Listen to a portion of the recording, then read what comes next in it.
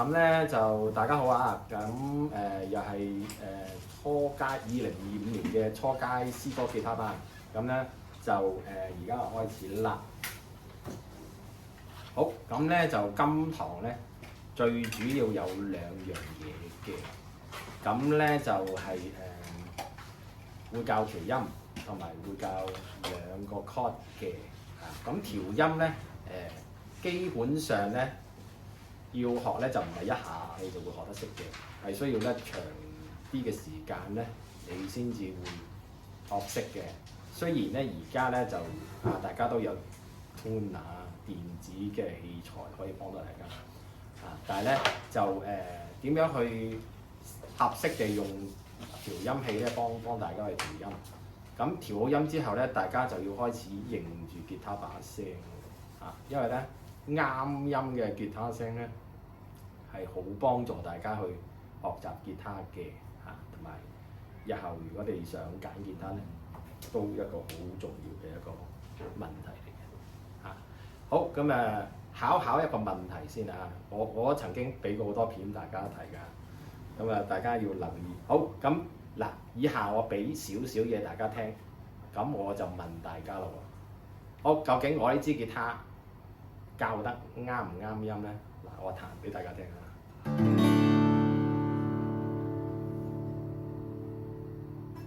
好，咁我就問阿 Boo 先，你覺得我支吉他啱唔啱音？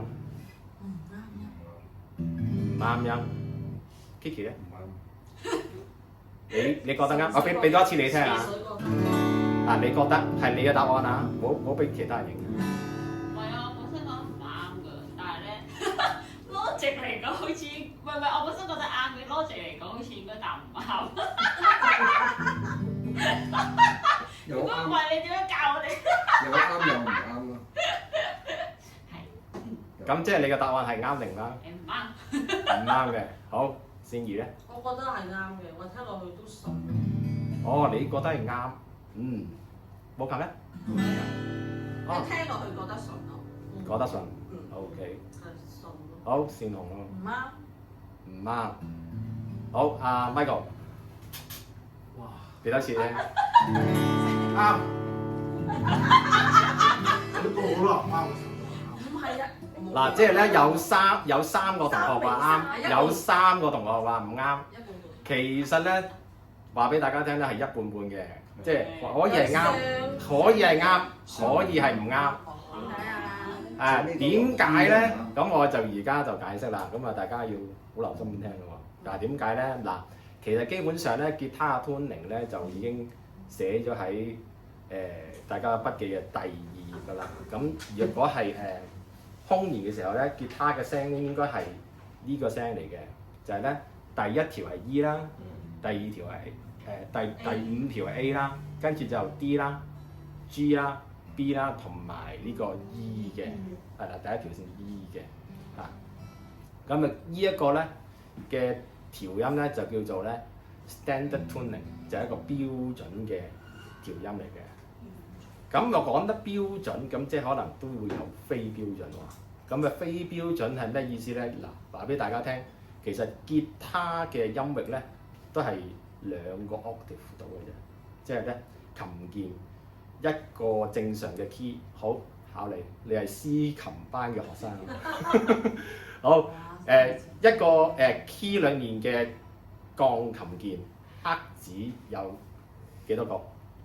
嗱，我已經俾咗答案你啦。一個啊？一個 key 裡面，一個 key 唔係成個鋼琴一個 key 裡面你會有幾多個黑子咧？2個加。即係8個啊？唔係。即係哆來咪發嗦拉西哆。係啦，裡面有幾多個黑子？2個。係啦，啱啦，真係。我先問清楚。哆來咪發嗦拉西哆。嗱，基本上咧有左邊有2個，右邊有3個。咁基本上如果你要考5級樂理咧，你就要識得畫呢個鋼琴出嚟嘅，2個黑子跟住3個黑子咁樣嘅。咁呢個咧係標準嘅鋼琴啦，但係咧佢唔係淨係得一份嘅，佢係有1、2、3、4，大概有4份，即係4個 octave 嗰度。咁4個 octave 咧就鋼琴咧就彈到個音域咧就比較闊身少少嘅。咁由於咧吉他個 tuning 咧就比較狹窄啊，佢玩到嘅音域咧就比較少，所以咧而家發展嘅吉他嘅程度咧就係開始用一啲調音嘅方法咧去調高少少或者調低少少，令到個音域咧就可以咧彈到某啲嘅嘢嘅。咁呢一個 tuning 咧就係咧叫做 open D 嘅 tuning， 即係啱嘅。如果啱嘅同學係你係啱嘅，因為我彈緊嘅 tuning 咧係 open D 嘅 tuning。咁 open D 嘅 tuning 咧就係彈一啲比較finger style 啲嘅歌啦。咁頭先我都彈咗俾大家聽㗎啦。大家喺嚟之前咧，我已經彈咗一首彈緊少少 open D tuning 嘅一首歌嚇。咁你聽落個音域又唔同普通吉他嘅聲嚟嘅。咁唔啱咧，亦都冇話錯嘅喎，因為我的確係唔係彈緊正常吉他嘅標準嘅調音嘅tuning嘅。咁即係第六條線係 D 啊？嗱，open D 嘅 tuning 咧就係基本上咧你彈緊一個 D chord。咁呢個 D chord 咧裡面有啲咩咧？呢個係 D 嚟嘅，跟住你呢個咧 A、D、F sharp、A 同埋 D 嘅，係啦。好，咁由於我要教大家 tuning 啦，咁啊所以咧喺呢個唔啱，即係呢個 open D 嘅 tuning， 我要調翻去咧正常嘅而家你哋玩緊嘅吉他嘅伴奏嘅標準嘅 tuning 啦。好，咁問大家問題先。咁而家我俾大家個筆記用啦，咁大家都可以答下我呢個問題嘅。好，阿琪琪，究竟第三條線係咩音？已經係 open book test。我咧想知第一條線係咪下邊最低嗰條？係啊。哦，1、2、3。係啦，嗱面頭咧，嗱大家仍然係識數咧，我已經寫咗個數字㗎啦。咁咧個 tuning 咧，其實基本上你當係咧，你而家係望緊支吉他，由下而上嘅，由下而上咁樣望落去啦。因為我哋個視覺係咁樣㗎嘛。咁基本上咧呢一條咧最頂呢一條咧就係第六條線嚟嘅。5、4、3、2、1，咁正常你咁樣睇咧，就同呢一個一樣嘅，同個指板一樣嘅。得唔得？啲線有啲粗，有啲幼啲。係啊，呢個圖係好犀利嘅，我揾咗好耐。係好 detail。第三個咁係咪 B 啊？第三個 G 唔係 B 咩？喺呢度，喺呢度係啦。記住佢見唔見到一個空弦嘅位置啊？空弦即係咩意思啊？即係你乜都唔使撳個意思，就係咧空弦。空弦嘅第三條線咧就係 G 啦。好，阿 Michael，好，咁第二條線係咩音咧？咪 D 啊，整體筆記咪 D 咯。 D B 啊 B 啊，係啦 B 啊，係啦，大家真係要。我由最粗嗰條數落去先。係啊，大家真係要記得喎，因為咧要調音，如果你調錯咗咧，就你支吉他聲咧就會比較怪㗎啦。得唔得？好，咁咧，阿 Bruce，係嗱考你啦。最高音嗰條，即係第一條啦，係咩音咧？E 音啊，係啦，E 音嚟嘅。咁第一條 E 啊，咁第六條都係 E 嚟嘅。咁其實佢都係爭一個爭個八度嘅，一個八度音。嗱，八度音佢係計埋自己嘅，咁所以先係八度。如果佢唔計自己咧，就七度嘅，係啦。你要識得數咯。遲啲先教大家數。不過咧就大家記住個咪發嗦㗎嘛。嗱，呢個係唱音。嗱基本上咧大家要睇而家睇呢一個咧叫做譜嘅音嚟嘅，譜嘅音嚟嘅，通常係用英文字母 A B C D 嚟去表達嘅。咁如果唱音咧就會係哆咪發蘇，係啦。咁所以咪即係度啦，咁即係唔係嘅。嗱，咁你睇下你係喺邊一個 key 數起啦。如果喺 E key 數起咧， E 咧就會係度。哦。咁如果喺 C key 數起咗咧，由 C 開始數啦 ，C D E 係個咪嚟嘅，咪音嚟嘅。即係由 C 數起 C 就係度。係啦。哦。咁啊，大家要啊，不過呢個又係深少少嘅話題啊。後尾先接觸啦。嗱，後尾先接觸啊。不過咧就基本上咧，大家識得數英文字母咧，有冇人唔識數英文字母嘅？咩叫數嘅英文字？即係 A B C D E F G 應該識數㗎啦。咁啊，基本上咧都係跟住咁數嘅啫。啊，大家日後咧，我會再教大家數嘅。咁啊，只要大家記住嘅背咗佢啦。咁啊，六係 E 啦，五係 A 啦，跟住咧就四係 D 啦，三咧就係 G 啦，二咧就係 B， 一咧就係 E 嚟嘅。因為呢個調音咧就好重要嘅。咁大家嘅 tuner 咧，嗱，相信係嚟自唔同嘅牌子嘅。你呢個係咩牌子啊？我唔知。係啦，有唔同嘅牌子嘅。等我望下先。呢個又係 Con 嘅喎。嗱，基本上咧有啲牌子嘅調音器咧，就好似呢個咁咧，就一粒粒點嘅。咁有啲嘅牌子咧，就會係好似我筆記上面一個咁樣，就係一個指針形式，即係好似一支指針咁樣指嘅。斷咗線啦，依家。嚇？斷咗線啦。咩斷咗線？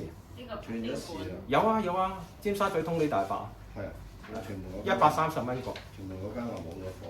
屯門嗰間梗係冇啦。因為屯門好慘啊！嗱，基本上咧話俾大家聽，琴行咧同淘寶差唔多嘅，即係咧一批嘅，佢手上面買到批貨咧，佢冇晒咧，佢就話係斷市嘅啦。但係基本上咧就係咁，佢再入咧就會再有翻嘅，係啊，咁解。唔知幾時入但係嗱，就係唔知幾時入嘅，咁所以就同淘寶差唔多嘅。如果大家都識玩淘寶咧，就係咁樣類似嘅模式嘅。所以大家遇到喺琴行遇到嘅嘢咧，就要把握時機去買啦，啱就買啦。如果你見到話斷線咧，就要等啦，係啦。嗱，話俾大家聽，吉他線都係嘅，吉他線咧就會喺11月咧係季頭，季尾咧就會係暑假，暑假咧就嚟冇得賣吉他線。唔係，係你會見到市面上咧好似冇乜貨嘅供應，係啦，冇乜貨供應。點解咧？因為咧通利琴行咧就會係一開始賣咧，佢就成隻貨櫃咁賣嘅。咁成隻貨櫃咧就係供應全香港咁多嘅，係啊，咁所以咧佢先至攞到個平啲嘅價錢。有啲琴行咧都會呼通利琴行賣，即係二手賣俾佢嘅。咁所以咧有啲琴行咧就會比通利琴行咧就賣得貴少少嘅，係啦，因為通利攞得太多啦，成隻貨櫃係啦，咁啊所以咧有陣時會有好多，有陣時會有好少咁啊，所以吉他線都係大家有一兩包傍身就會比較好啲嘅。好，咁大家咧就認識咗基本上 tuner 咧唔同牌子有唔同嘅模式咧，但係基本上咧差唔多嘅，都係前同埋後啦。有紅色，亦都有黃色，跟住黃色咧即係代表咧咩意思咧？就代表咧低音少少嘅。紅色咧話俾大家聽咧就有啲危險啦，因為係高音少少嘅，係啦。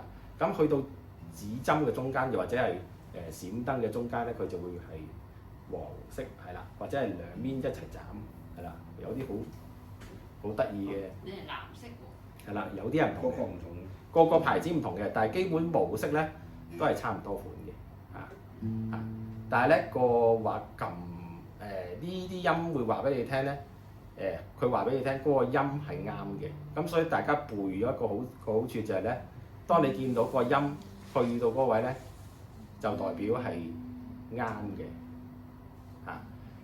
不過咧就呢個咧就個模式咧就要大家去習慣下啦，同埋去記得個音係點樣啦，嚇。咁調音咧其實就唔係用調音器咧都唔係好困難嘅，不過最緊要咧大家去調嘅時候咧就小心一樣嘢，就過分去調嘅時候咧就會斷線，咁啊個個入門吉他都會面對嘅問題就係咧，扭得太多就會斷線，咁斷線咧就會有少少音嘅，哇斷線啪一聲，跟住就第二陣時佢教嘅時候咧就哎呀唔知要就住啊咁樣，又驚佢又斷啊，唔知有冇調錯啊咁樣咁同埋咧大家要認住把聲咧，就個原因就係咧有陣時知道咩時候係過火位啦，咩時候係唔啱音啦咁樣咯咁同埋你就可以咧如果你屋企有兩支吉他都可以比較下個聲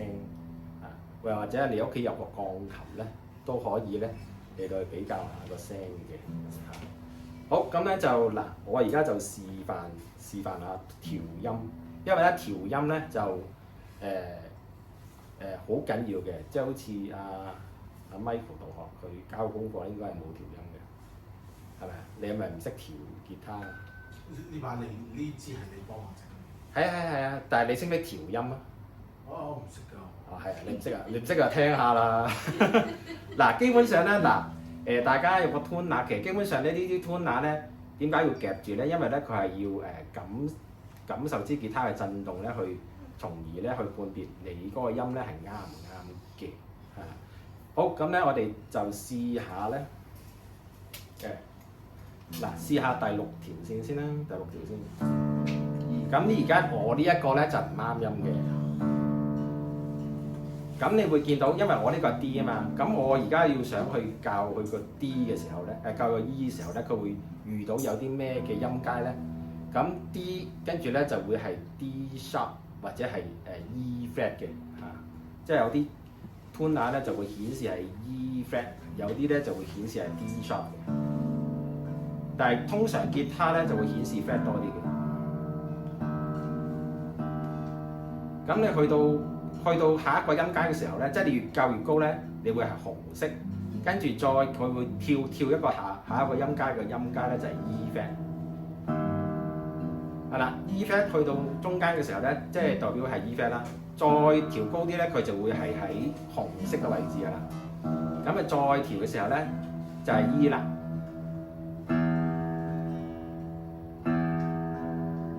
就會去返中間。咁呢個就調啱啦，係啦，跟住咧 A 都係啦。如果你個音階咁阿琪琪咧佢用緊一個咧叫做F 市啦。F 市個問題喺邊度咧？就係咧 F 市咧佢就係個佢係會用一個叫做收音嘅方法咧去到調音嘅。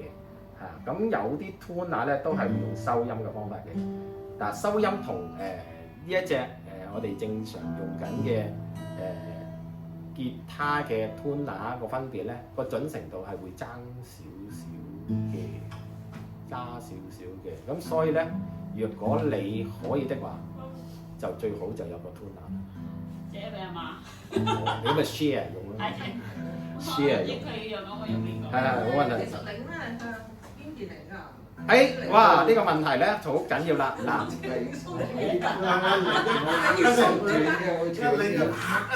哇，係啦，哇，真係醒目。嗱，我再講多少少啦，因為我領嘅時候咧就係叫做咧逆時針。逆時針咁領嘅，無論係古典吉他或無論係鋼線吉他都係右去咗，係啦 ，yes 係啦。應該係前咪越領越緊咯。我呢個係逆時針咪越領越緊咯。就係緊咯，就係緊啦。而家咪你而家係唔啱音啊嘛，唔啱音咪要緊咯，你要調翻高佢啊嘛。咩又有向左唔係順？都可以調低嘅，唔係啦，係嘛？又有向左唔係順。你個鐘如果係逆時，順知唔知咩叫順時針啊？順時針咧係由左去到右。由左，你嘅左啊，你嘅左去到右叫做順時針。咁調翻轉右去到左咧就叫做逆時針。係啊，真係你識唔識啊？我應該識㗎，但係點解突然間好似唔識咁嘅？你調翻轉㗎？太人唔係佢我哋係我話俾你聽咧，金星咧的確係逆時針咁轉嘅，咁所以咧，如果你喺金星度住咧，太陽咧係會由西邊升起嘅。等陣先，咩啊？1、2、3、4、5、7、8、法嗰首係咁唔係咁樣樣係啊，係咁啊。你個時針嚟講。咁對於我嚟講，咁樣咪順時針咯。唔係你望住你嗰個我望住由右至左咯。右邊。右邊至左咧係逆時針，係啊，咁嘅逆時針。哦。係啦，由左至右咧就順時針。你攞咁樣針嘅。你咁樣咪順時針咯。係啊，係啊，係啊。但係咧，你唔係我話由你嘅方向啊，由你嘅方向，你望住嗰個的係咪？由你嘅方向咧就由右至左就係逆時針，但係我望住你咧就係咧，你係由左至右嘅喎，因為你調翻轉啊嘛，咁你變咗做順時針啦。嚇！我唔明喎。唔係你將佢調翻轉同佢一齊咪得咯。我明啦，因為佢喺鏡度走。係啊係啊。我而家係咁樣望住嘅，其實係我哋反方呢個方向向嘅。咁樣係順時針啊嘛。係啊係啊係啊，順時針咯。咁樣係逆時針啊嘛。係啊係啊係啊。即係我哋個方位唔同啫，即係。咪就係咯，嗱，我話俾你聽，係順時針，只不過對佢嚟講係逆時針。係啊。總之係由你嘅視覺，你嘅第一身視覺由右去到左咧就係順時針。逆時針。因為咧，你個鐘咧係由左去到右噶嘛。嚇！啊，你唔知㗎？咩啊？我條用右推到左，我真係。哇！你嗰度有個鐘。右去左咪啱咯，咪逆時針咯，佢調翻轉就十個針咁樣先至叫逆時針㗎係咯，咪係嘛。咯。咁樣係唔係你望住你粒的向下咪逆時針咯，嗱向下呢邊咪係順誒時針誒咯，哎呀，嗱，請你望一望先。哇！真係，我都一額汗啊！而家順時針、逆時針，即係左手同右手咧，大家都有啲 concept 唔同啦。嗱，基本上嗱，我唔用逆時針啦。如果你對逆時針嘅概念咧係有困難咧，其實最簡單嘅方法咧就係向左，向你嘅左啊！知唔知左右喺邊啊？左。你嘅右手喺邊度？右咯。係啱啊！即係你左手咧呢邊咪係。係左咯，係啦，向左咪逆時針咯，係咯，向左咪逆時針咯。係啦，向右咪順時針咯。係啦，啱啱。唉，即係你即係你明白未啊？我一直都唯獨唔明點解我頭先理解嗰樣嘢個鐘嘅韻會係逆時針，我唔明。唔好深究。哎呀，唔好深究啦！哎呀，原來頭聽唔到呢一個。connect 唔到你，睇先。好嗱，唔緊要，最緊要咧，大家嗱。再講多次啊，因為咧我驚大家即場扭斷我支吉他。嗱基本上你向左扭咧個意思係咧，即係你嘅手喺度啦，咁樣向左扭動咧就係緊嘅，緊會有啲咩效果啊？係會調高個音嘅，調高個音。但係如果你覺得調得太高啦，咁你想放鬆，放鬆係向左定向右？右啊！係啦，有近咧，左咯。係啦，OK，好，咁咧就嗱，記住，究竟支吉他係啱音定唔啱音咧？大家要有個標準去做一個比較會比較好啲嘅，喺初學嚟講，咁所以咧。若果你支吉他係好經常彈啦，用個字叫經常彈，你經常調音咧，基本上咧佢有超過一半嘅機會係啱音嘅。咁啱音個意思就係話，其實就唔需要扭得太多，你就可以咧去達到調到音嘅效果嘅。但係你好耐都唔彈吉他嘅。咁個走音嘅情況咧，話俾你聽係會好多嘅，個幅度會多嘅。咁所以咧，你要去調音嘅幅度咧係會比較多嚇，尤其是新嘅新嘅換線嘅同學，大家留意啦。咁你支吉他咧就會係走音嘅幅度咧係會多啲嘅，係啦。咁多啲嘅時候，你要去教嘅時候。你會聽到啲聲咧係會偏向尖啲嘅聲嘅，咁就係高音啦。當你聽到啲音咧，開始低音嘅時候咧，就低音啦嚟呢個，就會聽到咧，你聽到啲聲就會低少少嘅。咁如果你高音咧，等我教埋先啊。阿 Sir，我想問多少少咧，呢個咁嘅調音器咧，有冇話夾喺邊個位置比較適合咧？我發覺咧，我夾近啲咧，同夾上啲咧係有少少分別嘅。分別咧唔大，係咪又係真係唔大嘅？唔大㗎。因為咧話俾你聽，其實咧最緊要咧你夾到個角度咧，你係望到嘅，你係望到嘅。因為佢條頸可以擰。係啊，可以擰嘅，可以擰嘅。嗱，如果你個條頸可以擰嘅咧，其實冇乜所謂嘅。我呢個係唔可以擰嘅。哦。係啊，總之喺呢個範圍內就。係啦，呢個範圍內都 OK，係啊 OK 嘅。哦。咁所以咧嗱，好跟住咧，我會嗱，由於有兩條都，我哋係呢三條咧係唔啱嘅，我教呢三條啦。嗱呢個咧就係 F sharp 啦。咁 F sharp 我啱唔啱啊？琪琪？ F sharp 第三條線係 F sharp。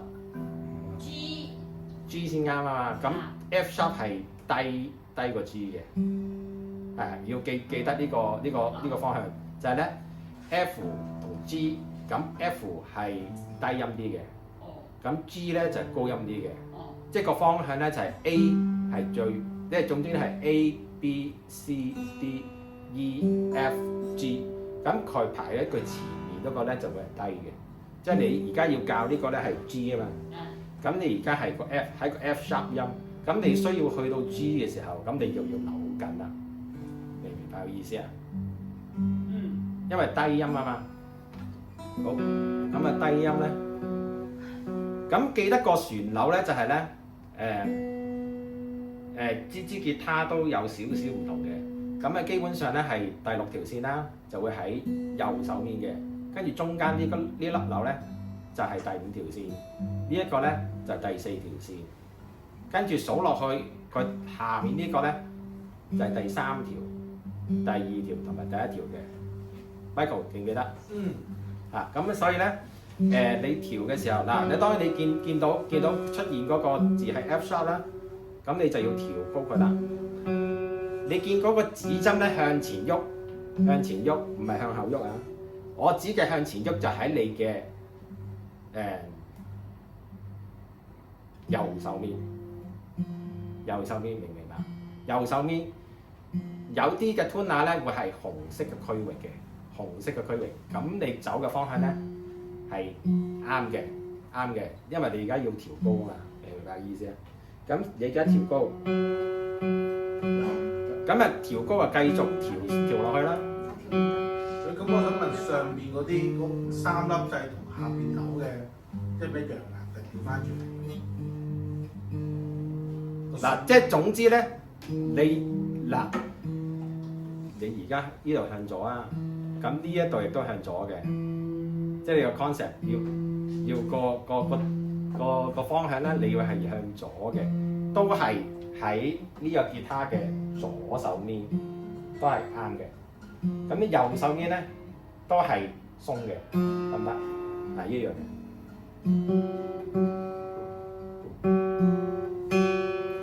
好啦，咁你當你調音調到有個 mode 咧，你覺得好似調極都唔啱音，但係我係聽到佢越嚟越高啦，或者係去唔到個音啦。有兩個情況嘅，係啦。咁我話俾你聽咧，去唔到即係咩意思啊？緊㗎啦。有機會咧，你可能調錯方向啦，有調錯方向嘅機。你而家調緊第幾條？就係知咯。係啊，你而家係去到咩音啊 F 井即係 sharp。F 井係啦 ，F 井即係 F sharp 啦，係啦，咁代表個音咧係未 OK 嘅。但係已經覺得好緊喎，係會斷㗎有機會。你未去到 G 啊嘛？係啊。未啊，你繼續扭啊。仲可以扭？扭，我驚會斷喎。扭多半個手。係啊，因為咧嗱，你而家扭，好似好緊咁喎，你睇下。你唔係？同我，攞嚟，好大壓力，好大壓力啊！我因為斷過一次㗎。唔緊要，呢個陰影咧係需要克服㗎。我都明啊，我都跳過。係嘛？係咪覺得好緊啊？唔緊啦，唔緊啦。咩叫緊咧？到你呢隻手指咧係撳，幾乎咧你係硬到你撳唔到佢嘅，你都可以撳啊，仲可以擰。係啦，你見到啦，見唔見啦？開始去到右手邊啦，見唔見啦？右手邊，跟住咧佢而家去到下一個咯喎，係啦 ，G 係啱啦，不過咧佢仲 flat，係啦，你開始慢慢再走啦，見唔見啦？繼續走到中間咧，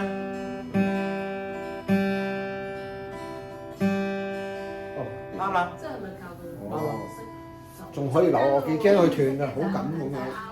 嗱，試過試過。話俾大家聽，綠色打。大家聽住啊，唔好出聲住。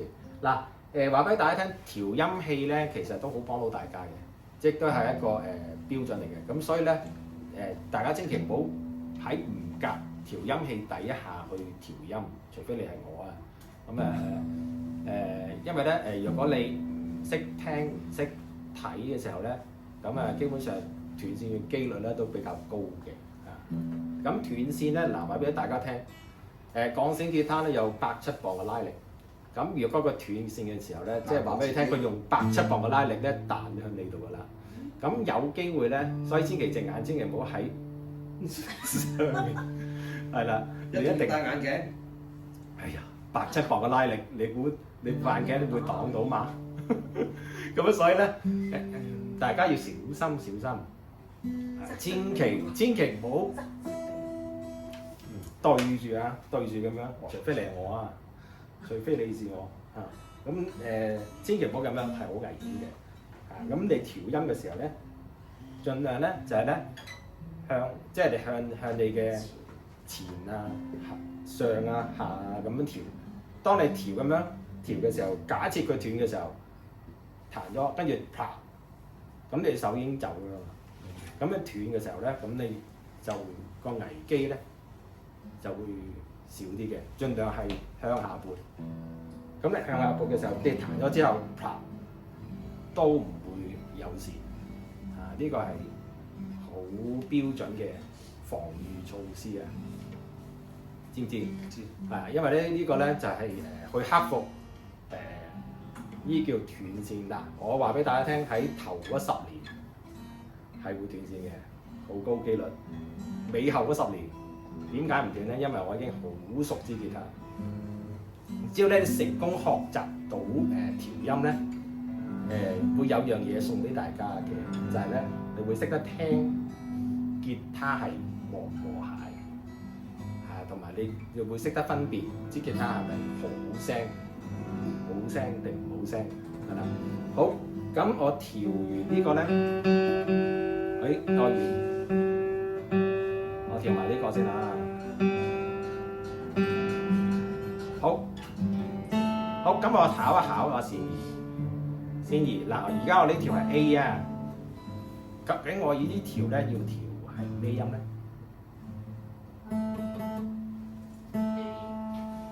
D 咯。第二條喎，第二條係咩音啊 B ？B 係啦，咁 A 同 B，A 係低音定係高音咧？低音咯。係啦，低音。咁我而家需要調去 B 嘅時候，究竟點做咧？向順時針嘅。係啦 ，Michael 講得啱，你係要扭緊啲。扭緊即係逆時㗎嘛。順時針扭緊。擰緊。嗱，當你聽到嗱，大家嗱，我俾多些少大家聽下，好靜咁樣聽。當我調高嘅時候，係咪啊？明顯地。嗱，阿 Kiki 你學過唱歌啊嘛？低音去到高音個分別你識唔識啊？就低音同高音，俾多啲氣。有咩分別啊？哎呀，應該特單元。哇！如果我係你老師，即刻要激死！俾啲氣，充足嘅氣啊！你收我賺咩啊？你識得分辨由低音去到高音個反應會係點樣嘅？即係由低音唱到高音，即係你會識。聲帶啊，聲帶要集中啲。係啦，開始你會聽到集中啦，跟住開始咧，慢慢咧飆高啊！你應該飆高，集中氣要多啲。識唔識？識唔識聽嘅？識唔識聽啊？如果你識聽咧，應該係 OK 嘅。嗱，唔緊要，陣間我再話俾你聽。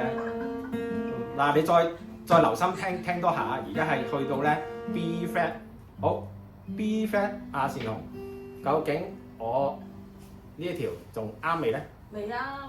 我爭幾多咧？爭 B flat 啊 B flat 去到 ？B B B flat 去到 B， 係咪多咗啊？半個。係咪多咗啊？係啊，真係好，你終於識啦。係半個啊，係啊，半係啊個半 flat 係半個 sharp 先係多。 ，sharp 都係半個。都係半個，不過上升多咗嗱，話俾大家聽啊 B ，sharp 嘅中文就係咧升，升 flat 咁就 flat 降個中文係叫降，係啦，降，大家都係半度嘅，哦半度嘅，即係你見到一個 flat 好似一個匙羹咁樣倒轉放喺度啦。哦。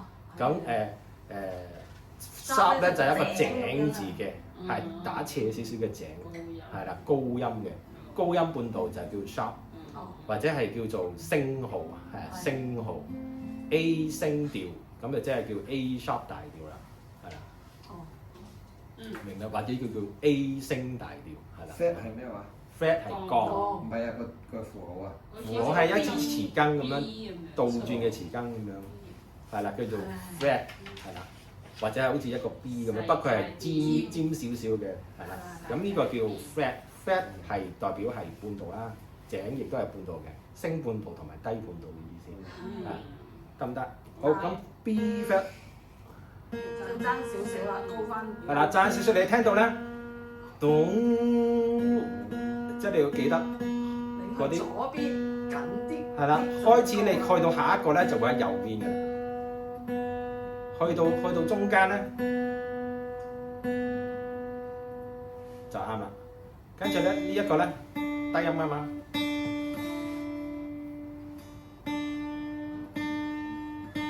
即係你開始調高嘅時候咧，佢會進入下一個嗱，有啲調音器咧係 E flat， 有啲調音器係 D sharp， 冇問題嘅，各花入各眼。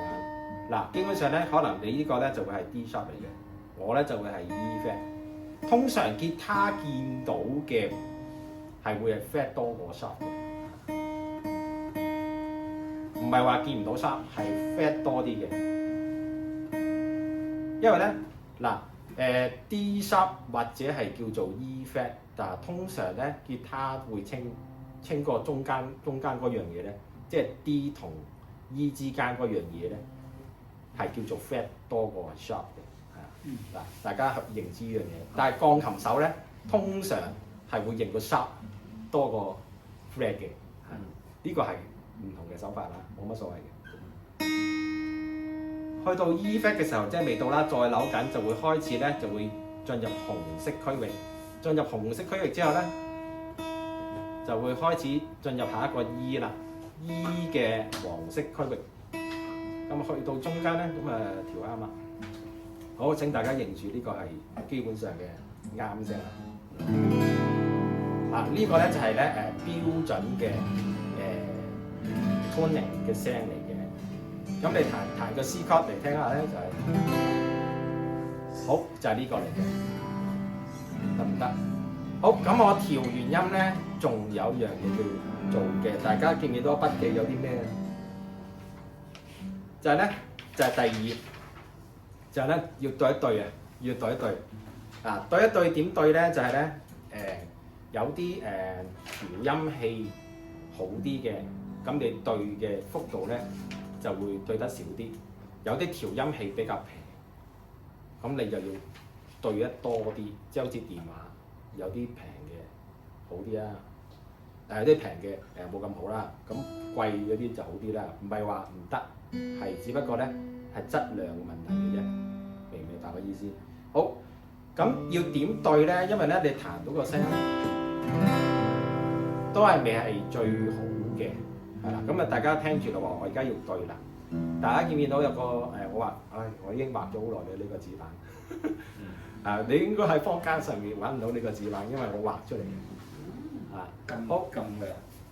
好，大家見到咧，嗱基本上咧，我哋清指版嘅格數咧，我哋會用羅馬數字嘅。根據英國皇家音樂學院古典吉他嘅譜號記法咧，你見到喺五線譜上面嘅1、2、3、4咧，佢哋通常會用羅馬數字嘅，因為咧，大家知唔知道五線譜係嚟自意大利嘅？唔知。哦，唔知啊！咁所以咧，大家見到嗰啲咩咩叫做佢有啲音大聲啲啊、細聲啲啊，即係你喺鋼琴譜你會有睇到一啲英文字出嚟嗰啲係意大利文嚟嘅，意大利文嚟嘅。咁所以咧，佢哋通常咧就會用意大利文嘅數目字，大家識睇㗎嘛？羅馬數字1、2、3、4、5，係啊。好，咁咧基本上我哋需要留意嘅地方咧，就會喺第5格，即係好似個 V 字嗰個咧，第5格。好，第5格當我撳第6線嘅第5格咧，就係一個 A 音嚟嘅。咁亦都同下面嗰個咧一樣音嘅。嗱，啱嘅時候咧會有啲咩反應咧？你會聽到咧，平去嘅，啱嘅。好啦，跟住咧下一格第5線，第5線你撳落第5格咧就會係 D 嚟嘅。我想問。啱佢係會自己喐噶嘛？頭先係啊，會震噶嘛？我講多個道理啊。咁其實咧，若果喺兩個同一性質嘅線一齊發聲嘅時候咧，佢哋會有個叫做共鳴嘅。共鳴呢個係 physics 嘅效果嚟嘅。係啦，當你彈其中一條咧，你會見到下一條咧係會震嘅。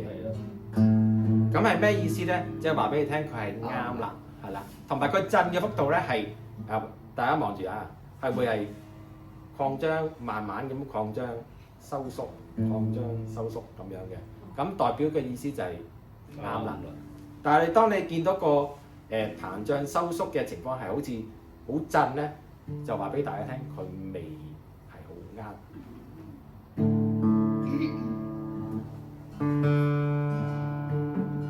嗱，俾大家聽聽先啊。好似一個波浪，不過咧佢係好細嘅波浪，好細嘅波浪。好，琪琪你望住啊，咁你覺得好細嘅波浪係咩意思啊？我仲諗住問你添，好細嘅波浪即係未準啊？係啦，未準，係啦，未準。你要聽到，你要識得聽呢個嘅。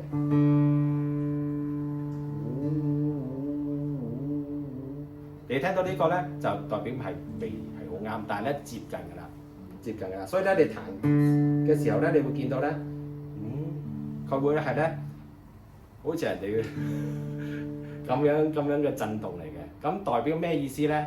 代表咧佢未係好啱。咁未係好啱，究竟我要調邊條啱啊？咁你係要調 D 呢條嘅。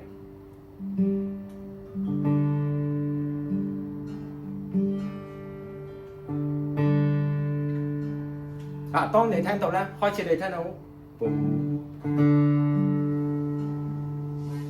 開始震嘅幅度咧越嚟越少咧，可以好似好平咁去咧，就代表好接近㗎啦。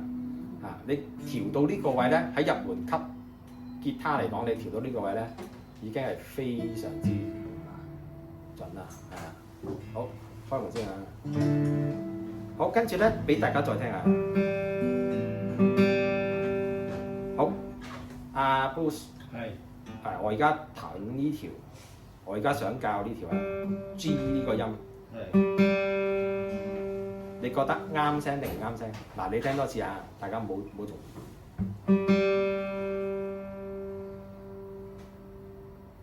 未喎，係啦，未係好啱。聽唔到。係啦，嗱，話俾大家聽，其實基本上咧。調音器係幫到大家大概接近70%嘅。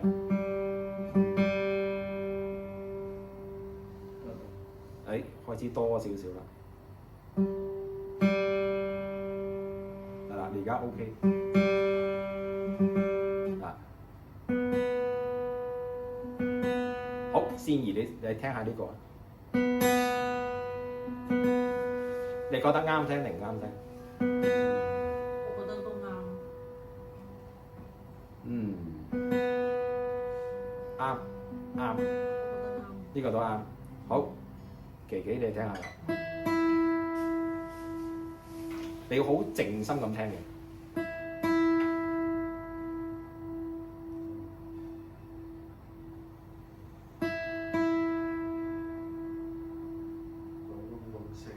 哎，哇 ！OK， 你聽到啦。話俾大家聽，人聽到嘅 Hertz 咧就係去到咧由80去到1200度啦，1200個 Hertz 就喺人耳仔咧聽到個範圍嚟嘅。其實基本上咧呢條咧就大概80個 Hertz 度嘅，呢一條咧大概1200啊，1200嘅 Hertz，即係個越高咧就越高音，越低咧就越低音。如果大家平時你聽到咩叫 low cut 咧 ？low cut 咧就係咧80之前嘅低頻咧就 cut 咗佢唔要，就叫做 low cut。啊，遲啲教大家音響嘅時候再講啦。嗯，好，咁而家咧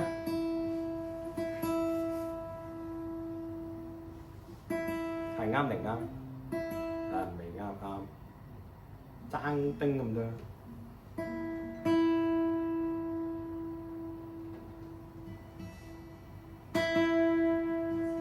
好，而家係個幅度係點啊？先紅，同頭先比較呢一個咧，你覺得係沉啲。唔係你想講咩？你問咩？啱定唔啱？哦，都啱嘅。唔啱啊！而家你聽到個波浪咧越嚟越大咧，就代表唔啱，就唔啱啦。咁我就要扭翻，即係扭多咗啦。嗱，而家好啲咯喎，你聽唔聽得？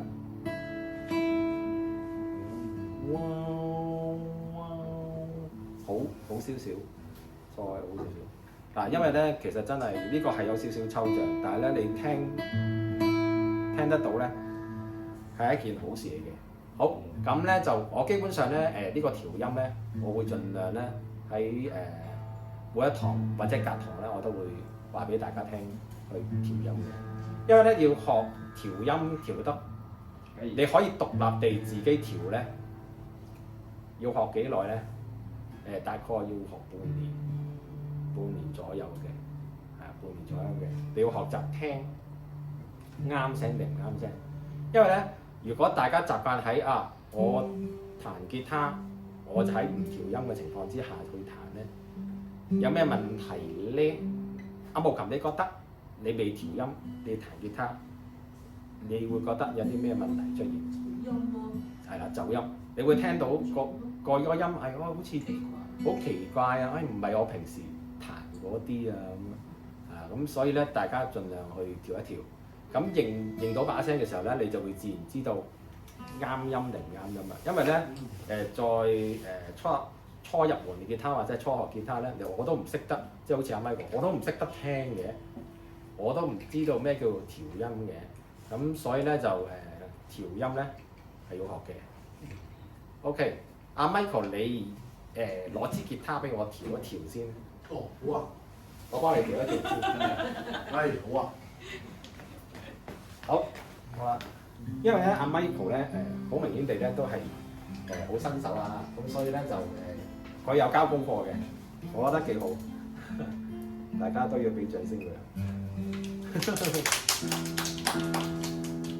因為佢都有好有信心地交咧 ，OK。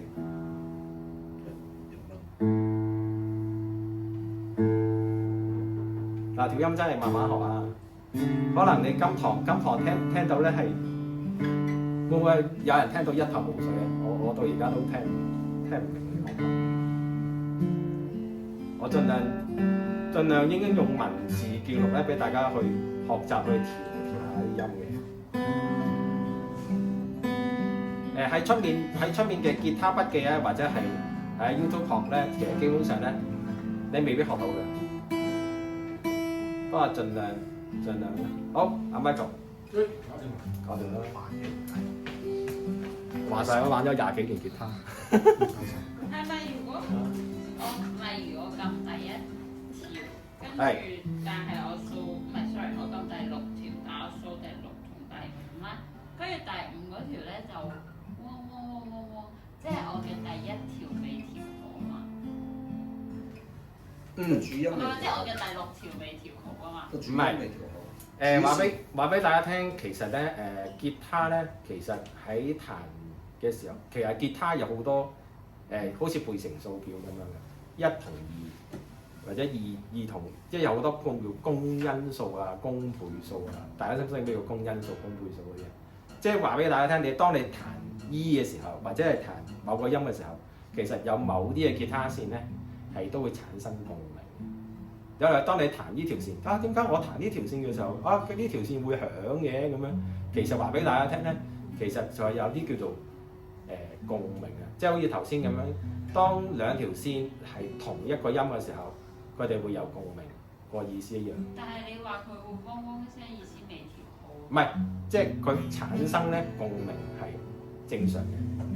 咁即係其實我唔需要數第5條線，我淨係數第6條線，佢嗡就淨係喐第6條線。嗱咁啊錯咯喎，咁啊錯咯喎，同學們。咩啊？嗱，我係只係解釋你呢一個現象，就係咧，當你有彈某條線嘅時候，點解有其他線會響咧？你係呢個問題係咪呢個問題？我意思唔係啊，我意思係佢第5條線嗡嗡嗡，係咪我要調翻好第6條線錯？嗱，而唔係第5條。嗱，當你我而家開始明啦。嗱，當你而家調緊第5同埋第6條線啦。我調緊第6條線，但係彈咗第6同第5條線，跟住第5就會嗡嗡嗡㗎嘛。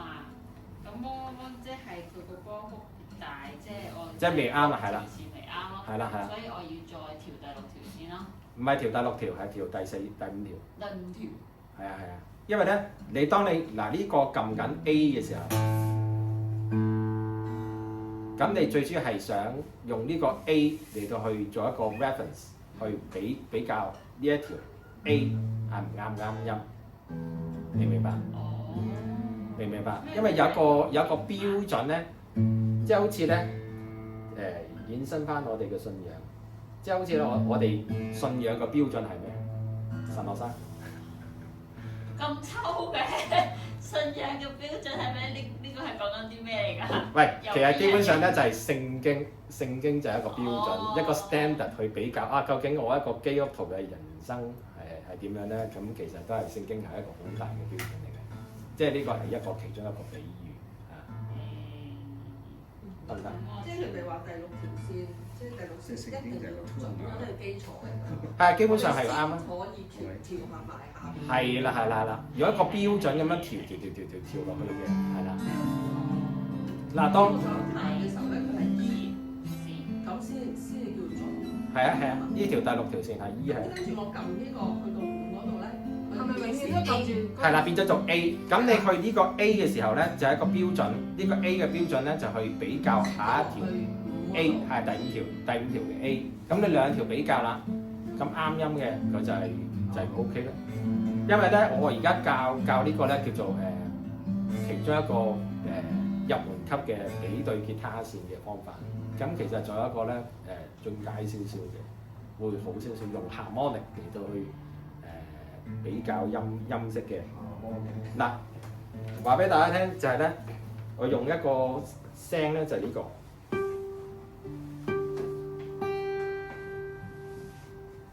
係呢個係 A 嚟嘅。第幾格？第12格。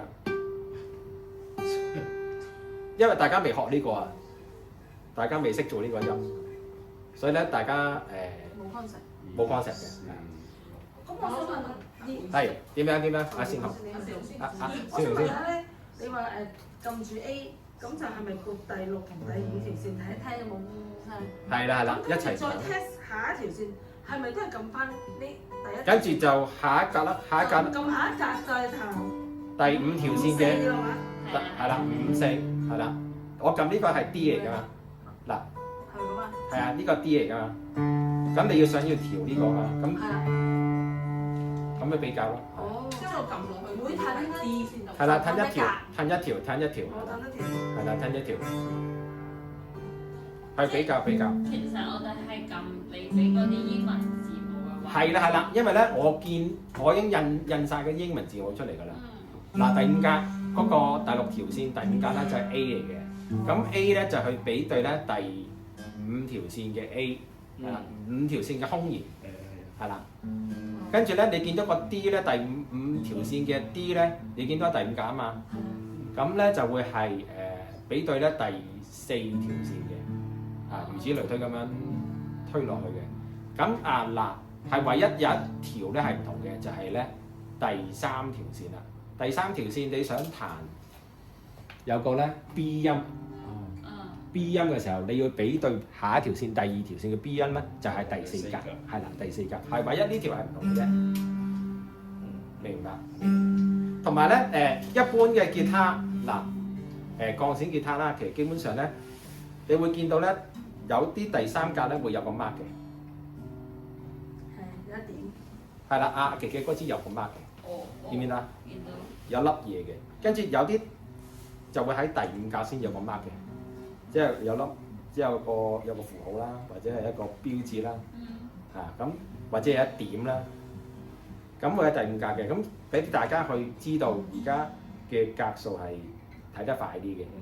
第三格、第五格、第七格、第九格、第12格，有啲人冇㗎， 3、5、7，咦有9，係有9啊，係。俾大家去睇得快啲嘅，跟住12。我就喺係啦側邊咯。古典吉他咧就會喺個琴柄上面黑色嗰條線度嘅，會係一點嚟嘅。咦？有啲都有嘅，有喎有啲都有嘅，我兩個都有有啊，兩個都有嘅，呢啲一點點就係。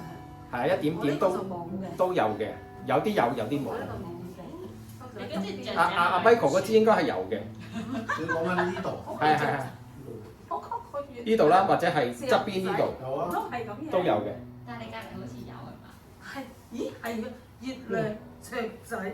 係啊，係咪都算係？因為佢都屬於係嘅，因為佢係用公仔嚟嚟表達啫嘛。真係㗎，但我見佢隔離都有喎。係啊，都有嘅，一點點。一點點啦，係啊，都有嘅。真係計㗎。計，點會唔計？係咯。係都會唔計。隨便拍。好，再話俾大家聽下，第五格。好，咁調音就大概講到呢個位啦。咁而家咧就講 chord 啦，chord 啦。咁 chord 咧就要大家睇翻第一張碌士啦，第一堂嘅碌士啦。好，今堂咧會講嘅 chord 咧就會係 D minor 同埋 G7嘅。好 D minor 點撳咧？我再未講呢個 chord 新 chord 之前咧，就覆翻少少之前同學交嗰啲功課有啲咩問題啦。好，咁咧就Michael 咧嗱，我喺呢個群組度都有覆佢啦。其實基本上咧，佢轉嘅 chord 咧冇問題嘅 ，OK。睇落你係有練過嘅，同埋咧彈，只不過係彈嗰度咧就有少少後咗少少。嗱，最主要咧就喺個支吉他度啦，因為有啲人擺落去嘅時候咧，可以擺上山頂。係啦，最主要係好視乎你個人坐得比較直唔直。但係如果你攣咧即係咩個肚腩凹入去啦，好難形容你咧。即係總之攣咧，你就好難咧擺得好上嘅。咁最緊要咧，你個人直少少咧，你自然咧就個彈就彈到啦。但係有好多時候咧，有好多入門吉他人咧，好鬼懶咧，即係攣弓蝦米。攣弓蝦米，攣弓蝦米彈嘅時候，咁你隻手咧咪擺唔到上去啦，明唔明白個意思啊？即係你個人挺直啲咧，咁樣就會落到去㗎啦。咁所以咧，如果你話我個人挺直都比較困難喎，你困唔困難啊？冇困難喎。OK，咁琪琪 OK 啊？係最主要支吉他，你會覺得比較大啲嘅。個 pad 比較大啲嘅，咁所以咧有部分嘅情況啦，有啲人去買，假設你會去買吉他啦，你試嘅吉他嘅時候咧，最緊要咧你個人挺直，揸住吉他，你個手咧可以好順咁樣放到落呢個位咧，咁嗰支吉他咧就啱你㗎啦。但係如果你覺得嗰支吉他咧好似咧但假設咧好高啊，已經好難擺佢喺山頂位喎，咁即係話俾你聽咧，支吉他就大少少，同埋咧古典吉他通常係大啲嘅，因為咧古典吉他咧通常咧好少打橫咁樣彈，古典吉他咧通常咧係打動好似人哋彈古箏咁樣，所以咧呢個係古典吉他通常嘅做法，咁所以咧佢會好 easy 地，就算佢大 pat pat 咧都可以咧彈得好舒服嘅，係啦。但係如果你話我好平時都好少去買吉他，即係我喺短期之內去買吉他嘅，咁我點樣去克服呢個問題咧？你可以試下咧我呢個彈法咯，即係例如你可以放喺左面，即係你隻手咧，你咪可以好順咁咯，係啊，好順咁樣擺落去啦。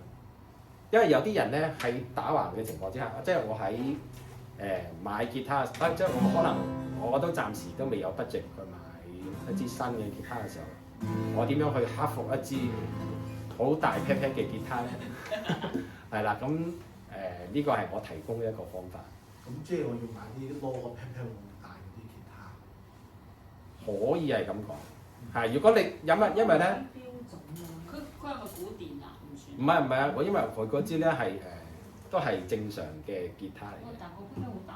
係咯。唔係好視乎你嘅實，你個人咧，你個人個 body，你自己挺得直咧，都覺得佢晾得好似好高咁樣，就係屬於係過大嘅啦。如果你需要你個人企直，都仲係咁樣咧，就你覺得就會係大少少咯。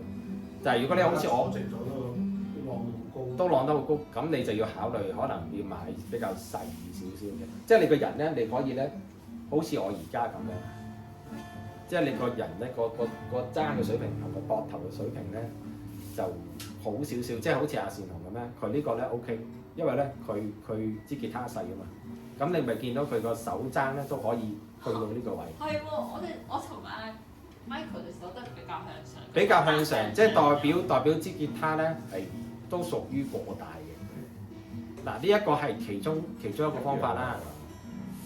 其中方法。點解你咁得意個彈個拎法好似？係咁，阿善怡，你覺得係咪都係覺得個水平嘅比較高少少？我覺得 OK，我要坐直嘅人咧，我係好明顯嘅。彈嗰陣時，唔係慢慢坐咧，係會落落去，係會向上。我將個人坐直咗咧，我覺得個高度係啱。坐直嘅意思咧，即係你呢度咧90度。即係都比較90度嘅。係啊，90度。係啊。但係點解佢嗰個？即係如果你攣咧，你個人咧呢個條腰攣嘅時候咧，你自然個重心就向低嘅咧，就會比較咩嘅。佢係咪有啲唔同啊？個拎法好似。嗱，因為有啲人咧即係最主要咧，真係唔好意思啊。嗱，有啲人咧中意咧咁樣嘅，咁樣或者係咧咁樣嘅，即係擘開少少啦，即係唔想咁不雅。OK 啦，明嘅。擘開嗱，因為嗱話俾大家聽，如果你咁樣彈嘅時候咧，咁你就可能你有個問題咧，就係咧你支吉他咧就會俾你個重心咧就會可能低咗少少啦。咁如果你想好少少咁，就坐得比較開少少，即係個 V 字形。V 字佢已經擘開咗。擘開少少啦。咁你嗰支吉他咧？我覺得咁佢最舒服，我覺得個狀態係最舒服。係。跟住咧嗱，即係咁。嗰支吉他就有少少斜地啦。我接觸到個人嗱，因為咧阿 Michael 個身形咧就比較唔同少少啊。咁你要嗱因為有好多夏威夷嘅吉他手咧，都係你呢個身形。但係咧佢哋都係會彈你呢一款吉他嘅。佢哋個克服嘅方法咧就係咧斜少少，係啦，斜少少就啱啦。咁呢一個方法咧就係咧，留意，因為咧佢嘅身形好難，未必買到一個好啱佢吉他。咁佢而家呢種咁彈法咧就會比較咧佢個膊頭咧就唔使太高啦，係咪？你咁樣我初教我覺得係咁。係比較舒服啲嘅，斜啲嘅，斜少少嘅。咁隻腳點樣晾起佢？就調轉咯喎，係嘛？唔係，因為咧正常嚟講咧，吉他應該放喺你嘅右手面。但係咧，如果你想克服支吉他大 pat pat 咧，你就要放佢喺左大髀左，左大髀，晾高佢。係晾高佢咯。夾住。或者係呢變咗呢個位咧，就有少少咧，呢個位係晾住個 pat pat 嘅，晾住個底嘅。係咁，你就會舒服啲。咁你就會舒服少少。咁同時間咧，個指板咧就會斜少少上嚟嘅，咁你會望到少少嘅。咁呢個咧就可以令到大家咧克服。如果你支吉他你覺得比較大身啲啊，比較難以控制，但係我又我喺好短時間都未必有時間或者有錢去買支新吉他咧。呢一個係其中一個大家可以解決嘅方法，得唔得？即係呢個同呢一個分別咧就係咧唔大嘅，不過你就要呢個唔係正確嘅姿勢嚟嘅呢都係一個 OK 嘅姿勢嚟嘅。呢個咧係最多用嘅姿勢咧就係古典吉他嘅人咧就會係咁樣嘅，但係因為咧唔係個個人嘅身形咧都好適合我呢一種彈法，因為咧我呢種咧其實如果其實都呢隻 size 嘅41吋嘅吉他咧都標準嘅琴身嘅高度啊，咁我係 OK 嘅，因為可能我比較高啲啊，咁有啲係比較嬌少啲嘅，先同埋琪琪啊嬌少啲嘅，咁你知唔好咁講啊，咁你要去克服支吉他，咁你都要揾個方法㗎嘛，咁呢個係其中一個方法。OK， 咁咧就再講多些少係最主要係你個問題咧就係你撥線嗰下咧就比較仍然要學習啦，因為咧始終因為你個手踭未喺嗰個位啊，咁所以咧你撥嘅時候自然你嘅手咧就需要咧有少少特別嘅動作。而家你呢個動作咧 OK 嘅，係啦，就係呢個，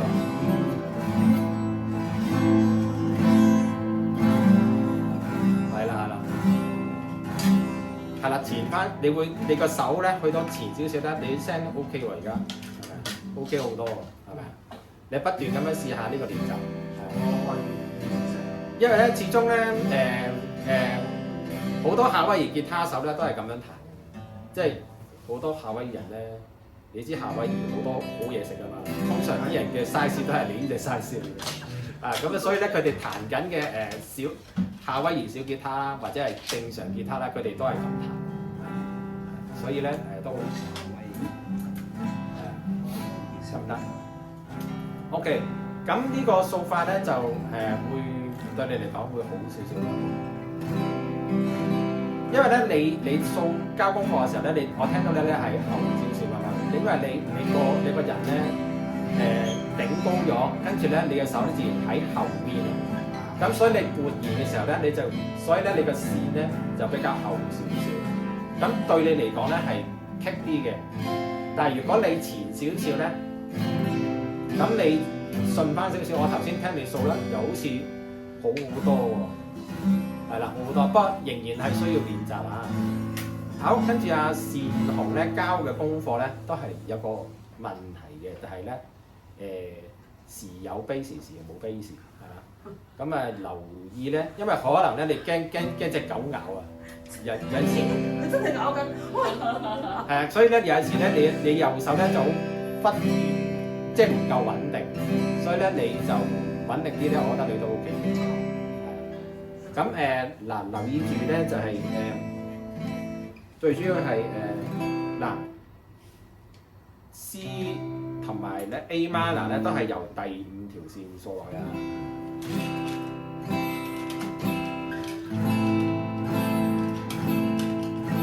係啦，同埋咧係啦，阿善雄都做緊一個啱少少之後，如果你未識係去揸 pick 嘅時候咧，盡量唔好直好垂直90度咁樣刮落去。尤其是阿 Michael 咧，佢係好垂直咁90度咁樣刮，佢有少少斜少少啦，咁樣撥落去就會比較好啲嘅。係啊，斜少少，即係大概90度嘅一半啦，45度咁樣掃落去咧，就會比較好啲嘅。係啦。咁斜少少，你會自然咧，你會見到咧個 pick 咧，好似係每條線都彈到啊！啊，到學到咁上下啦，練到咁上下啦，咁你就自然咧就運 pick 咧就會比較自然啲，得唔得？好，咁呢個咧係交咗同學嘅問題啦。咁啊，大家我都相信大家都可能有類似嘅問題啦。咁所以咧如果你哋交功課咧，我都知道大家嘅問題喺邊，或者喺學習上面嘅困難喺邊啊。咁所以咧功課咧都隨大家，我想點啦。咁啊，大家去隨意對交，冇乜特別強迫嘅。不過就希望交嘅時候咧，我就可以俾大家多少少嘅方向啦。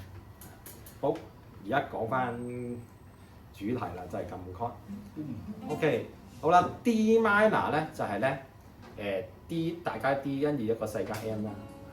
咁呢一個咧就係嗱一手指就會放喺第一條線嘅第一格。咁即係咧，你由呢一個角度望落去咧，最上面嗰條線就係第一條線啦。跟住呢個第6條線啦，咁第一條線嘅第一格。好啦，跟住咧2手指就係咧第3條線第2格。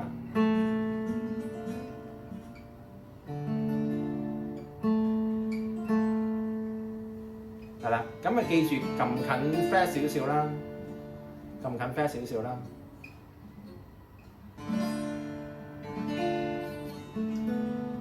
跟住第3隻手指，尾二嗰隻手指啊，就會係第2條線嘅第3格。係啦，咁由第幾線掃落嚟咧？咁啊基本上咧係由第4線掃落嚟嘅。因為第4線係 D 嚟嘅，咁如果你撳唔到咧，就會呢個 set 嚟嘅，係啦。阿 Bruce 咧，你個3手指盡量近 flat 少少，係啦，盡力，係啦。好，咁咧就。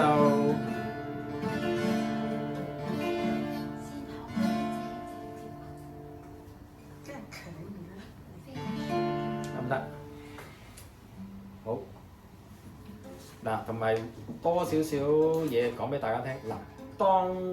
我見頭先阿 Michael 你叫出去開門嘅時候，咁你又放支吉他咁樣放啦。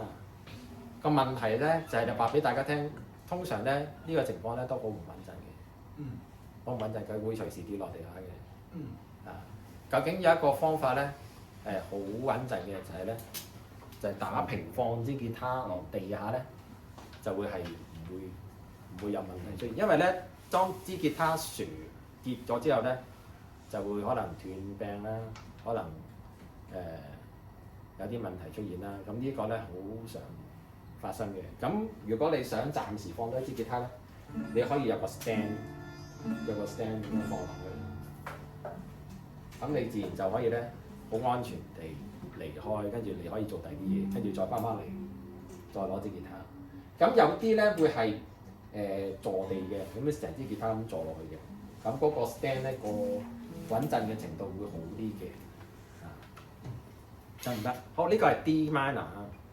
嗱嚟多次，一手指第一線第一格啦，二手指三線第二格啦，三手指第二線第三格啦，就聽彈出嚟嘅聲咧就係呢個嚟嘅。嗱，倘若你嘅手指咧唔多夠位咧，其實都可以學到中間少少或者係中間一半都 OK 嘅。最緊要咧，大家個手指咧，尤其是三手指啊，喺初學嚟講咧，好多時候即係好似阿 Bruce 咁樣，都係喺偏中上少少嘅，咁就唔啱嘅。要中下少少咧就會好少少。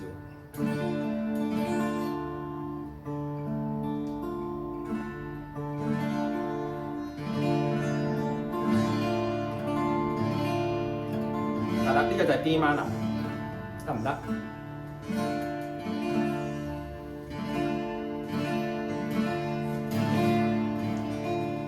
啊，期間有冇問題啊？試下彈一個 D minor 我聽。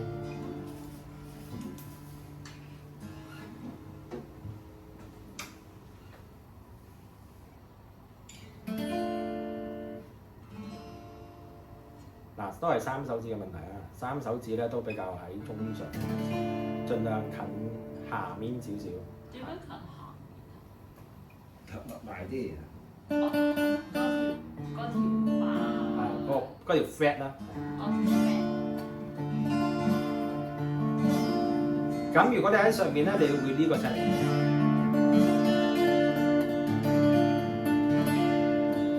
個音色會爭少少。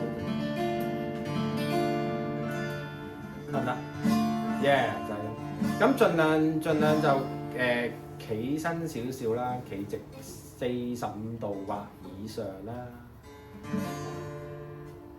就會比較好啲嘅。因為咧，如果你當少過45度，你斜少少咧，你自然就會揩到下面呢個嘅，會有呢個聲。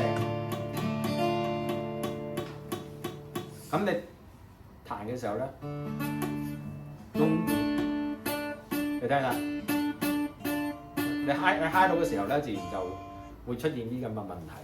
咁企身少少個好處咧，即係企身少少，就係會 feel 到咧，嗰條線咧係掂住你嘅手指尖，知咩嘅手指尖咧？手指尖咧就喺呢個位，呢個位。千祈咧嗱，好多同學咧就會喺呢一個位嘅。咁係錯嘅，咁個條線咧應該係掂到你嘅呢一個位，明唔明白？明唔明白？明啊，做 OK 唔到。做係要邁向做到，唔係話嗱。通常咧，我哋形容啲唔信耶穌嘅人係未信耶穌，係咩意思？因為未信耶穌。佢只不過係未信啫，唔係話唔信。唔信係。未信同唔信個分別，你聽到嘅意思未，即係未時候未到啫。嚇，唔字咧就好似比較決絕啦，啦唔得㗎啦咁樣。咁呢個就決絕咗啲。我會形容呢個咧叫做未彈到，未撳到，係啦，真係要咁樣俾自己有個 concept，就係咧唔係話唔得，我係未得啫。未得嘅意思即係你可能。你經過練習就會得啦，係啦，即係好似有啲人未信耶穌，即係佢總有一日咧，你會係信耶穌，可能經歷啲長時間。你手點樣擘得開啊？係咪有練習㗎？嗱，其實基本上咧，嗱，話俾大家聽咧，停一停先嚇，停一停先。嗱，話俾大家聽，其實咧我啲年紀咧，如果我係初學吉他咧，通常咧手指肌肉咧就會比較緊啲嘅，係緊啲嘅。咁你想去好啲咧，就收埋個拳頭，擘大佢，收埋，擘大，收埋，擘大，擘大咧，你會見到咧，開始咧，你會 feel 到嘅手咧係鬆啲嘅，係啊，因為咧。尤其是有少少肥啦，阿 Michael 嗰啲比較粗少少嘅手指咧，如果你冇乜呢啲運動咧，可能你嘅手咧就會好硬，係啦，好硬，未夠鬆弛。啲脂肪頂住嗰條線，隔離嗰條線。誒，好啊！我話俾你聽啦，我 Sir 隻手指咧同你個手指差唔多粗度啊，不過咧佢彈得好叻啊！未掂到啫，係啦掂到咧。冇錯，係未得係啊！遲早買到嘅。嗱，因為呢一個咧都係一個動作啦，咁同埋咧，若果大家喺AEON嗰啲12蚊店咧，咪有嗰啲鏈嗰啲練力練手嗰啲咧，好緊張喎可以幫到大家有少少嘅力度練習嘅，佢有分磅數嘅，有啲係細冇咁個磅數冇咁多咧，就好容易撳落去嘅。有啲磅數高啲，即係可能20磅，你要練好大力你先至練得埋嘅。咁你可以咧由細磅啲練上去大磅啲，咁你隻手咧自然就會有足夠嘅力度咧去練出嚟嘅。話俾大家聽，練習呢啲咧都需要啲時間嘅。咁其實都可以咧令到大家都可以咧嘗試去彈下吉他，因為咧話俾大家聽，其實吉他你除咗去彈撳曲之外咧，呢啲叫做輔助嘅運動咧，都好幫到大家嘅。即係你尤其是如果你喺 AEON 你買嗰啲，其實又唔係好貴，不過你可以練到個手嗰個力度會好多，係啊。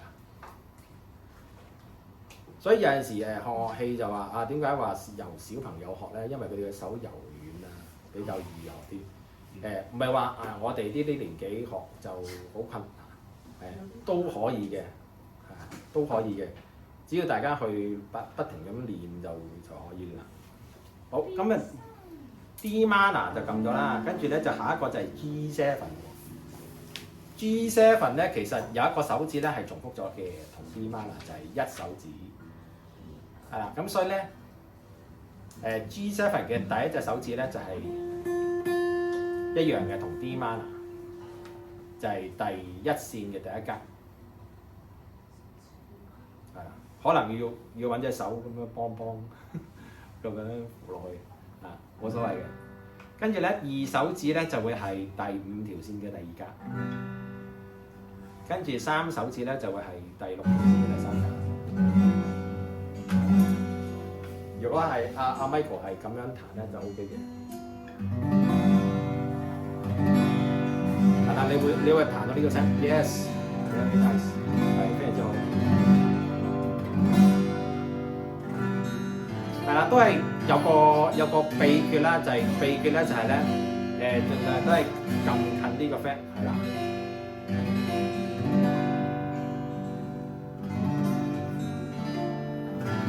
得唔得？你話啊，我第一次學喎，我嘅手指未必即刻可以撳到。個標準咧就係咧，我俾入門嘅標準啫，低少少嘅就係咧，嗱，只要大家喺個格裏面分一半啦，你喺一半裏面偏下咧，都叫做 OK。一半，大家識唔識分啊？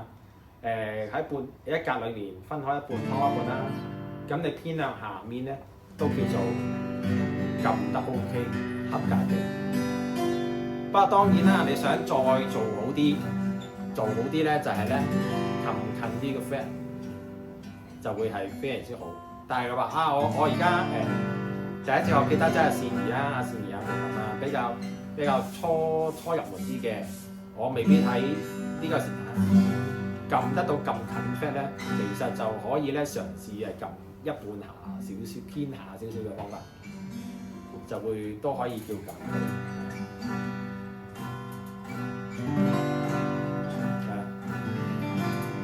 得唔得？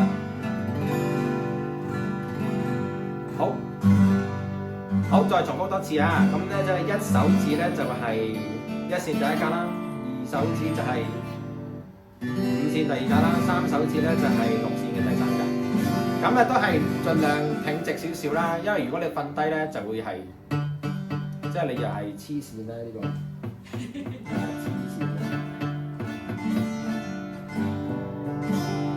好乾淨嘅。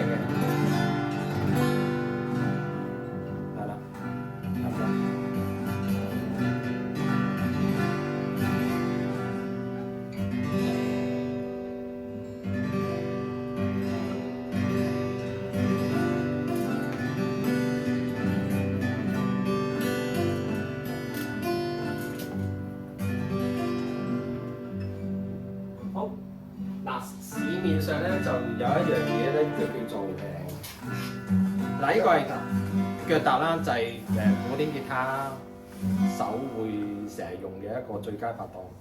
咁咧就係好方便咧，阿 Michael，你呢類型嘅即係彈吉他嘅方法，就係點樣咧？就係咧校一個高度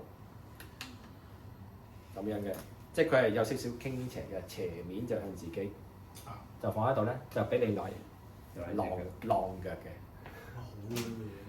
係啊，好有用㗎，好有效㗎，好有效。亦都可以咧，如果阿善龍同埋阿 Bruce 你哋都想，屋企有個啊，已經有一個啦，哇，係啦，淘寶買，係啦，淘寶買。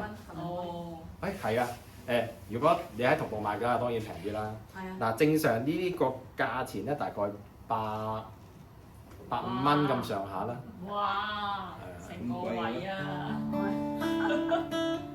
咁你晾住嘅時候咧，有個好處咧，就係你可以咧，如果你嫌支吉他個 pat 非常之大，你係好需要，但係隻腳冇，我又冇咁高喎。咁高喎隻腳又係。我隻腳又趌唔到咁高喎，咁樣放喺度又唔係咁好喎。咁其實咧呢個 stand 咧就係好俾人哋好優雅。係咯。喺古典吉他界裏面咧，即係通常彈古典嘅女仔，嗱聽住啊，彈古典嘅女仔佢哋通常咧會着一個絲質嘅長裙，好去到遮住隻腳嘅，所以佢就算佢晾到咁高咧，都唔會有問題。腿好長。嗱，因為通常彈古典嘅女仔咧，佢哋都會着絲質嘅長裙，佢哋唔會着短裙。嗱，你着短裙咁樣咧，你係好危險嘅，好危險嘅。係啊，通常冇你喺睇所有 YouTube 所有嘅古典吉他嘅女仔，佢哋都會着好長嘅裙嘅，係啦。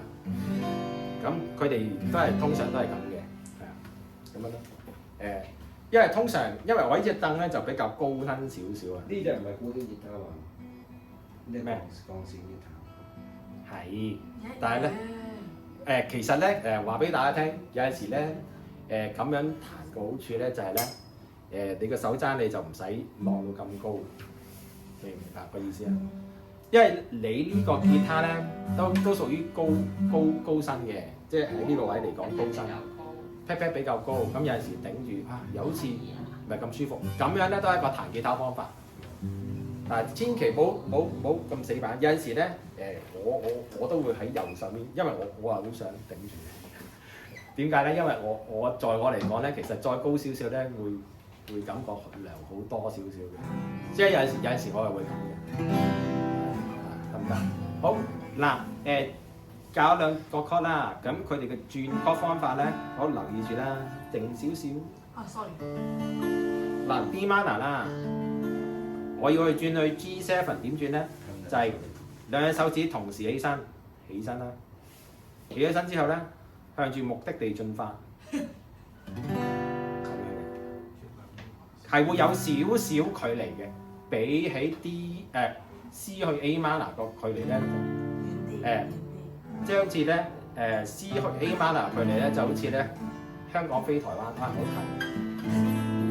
咁D minor 去到 G7 咧，就好似香港飛去北海道咁樣，要坐4個幾鐘頭飛機咁樣。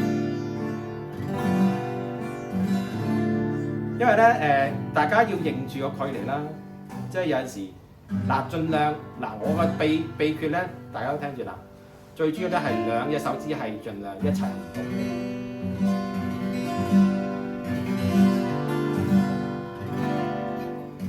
盡量係俾大家去練習呢樣嘢咧，就係咧轉 chord 啦，都係一個運動嚟嘅。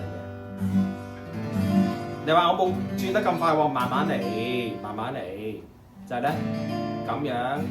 你要知道我呢隻手指嘅目的地喺呢度啊嘛，呢隻手指嘅目的地喺呢度啊嘛，咁你要去慢慢去習慣呢個動作。轉一手指咧，因為佢哋有一個共同嘅手指啊 ，D minor 同 G7 咧都係同一間，咁所以咧呢一個咧遺留喺呢一度唔使喐嘅，唔使喐。咁所以咧佢哋轉嘅方法咧就好簡單。咁就不停咁練上落落上。所以咧，大家呢個禮拜嘅功課咧就係咧呢個嚟嘅，就係咧係上上落落嘅啫。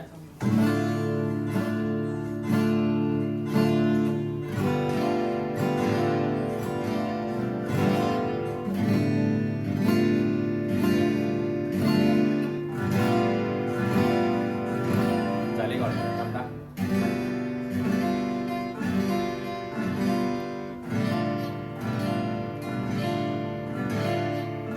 就係咧 D minor 4下，得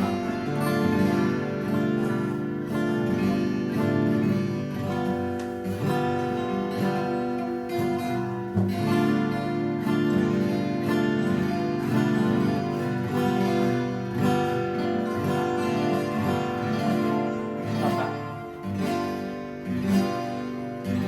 同埋要經常提醒自己都係3手指啦。其實基本上大家都係個問題喺3手指度。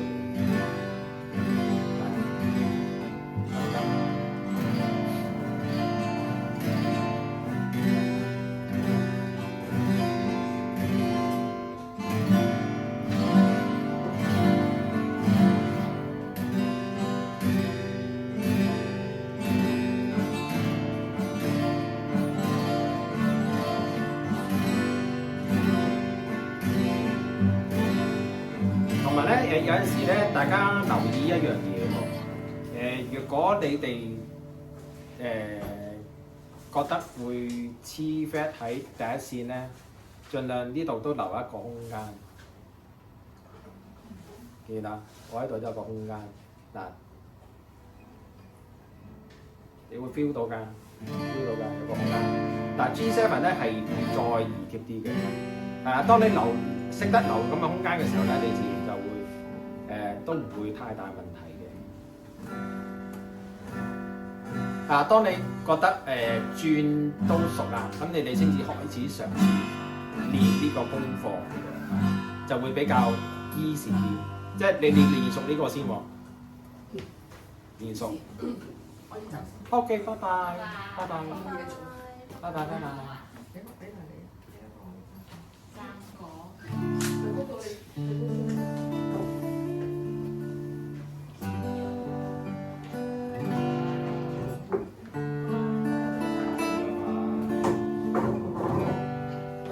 拜拜。好。嗱，咁大家有冇問題先？好，冇問題咧就大家試下跟下我一齊彈嗰個。好，由 D minor 先啊。好，預備1、2、3、4。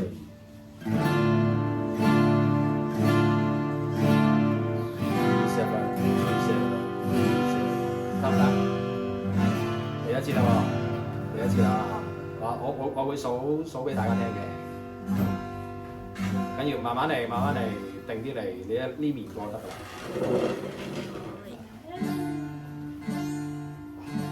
係喎，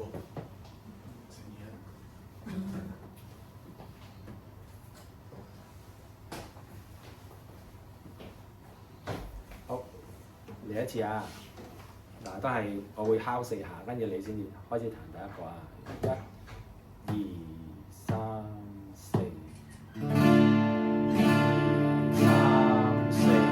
G7，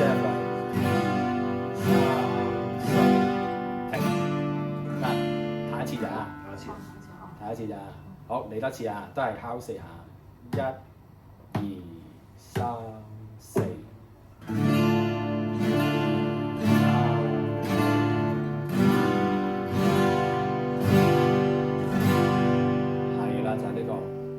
非常之好，阿善兒都開始有啲概念啦，係咪？都係要慢慢。慢慢嚟啊！慢慢嚟，慢慢嚟，慢慢嚟啊！呢一個咧，其實咧嗱話俾大家聽，其實拍子都係一個速度嘅，速度咧就通常咧就會喺譜嘅左上角咧就會見到大家會見到60啊、75啊、100、100幾多嗰啲嘅，咁呢個咧係嗰個拍子嘅速度。咁我俾大家呢一個速度咧，大概係60咁上下嘅。如果大家有拍子機，都可以開呢個拍子機。好，拍子機話俾大家聽，個模式咧就係咧，等我開一開個拍子機先。其實基本上咧，如果你有Apps 都可以嘅。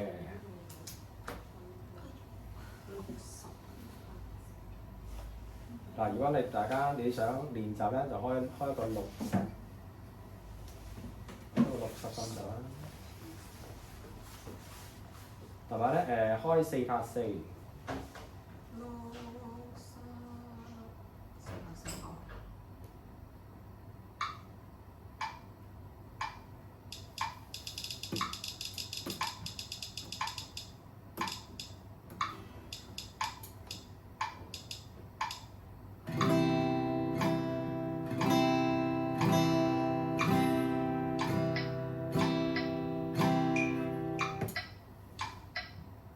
你講咩嚟㗎？係咪4拍啊？係啊，係啊，我都知4拍10、60跟住4拍4。4拍4，唔係啲碟係單拍嘅啫。係讀你呢個唔啱，你陣間俾我睇。哦，停咗先。停咗先。大家見唔見到我而家呢度有黃燈同埋紅燈啊？有啊，你點識㗎？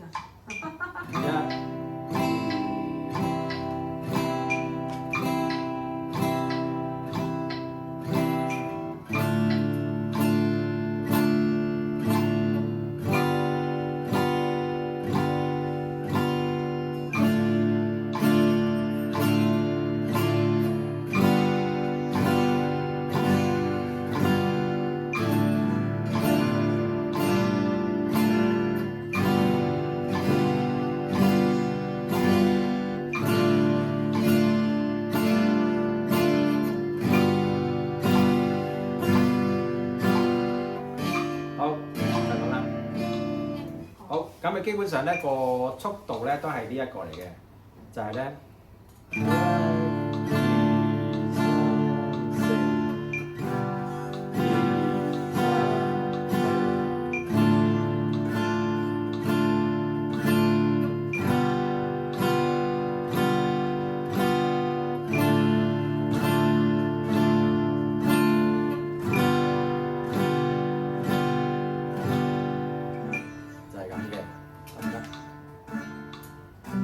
好，咁同埋咧就留意翻個 bass 啦。嗱，如果你彈 D minor，就係呢個嚟嘅。咁啊，留意翻個 G7咧，就要彈翻上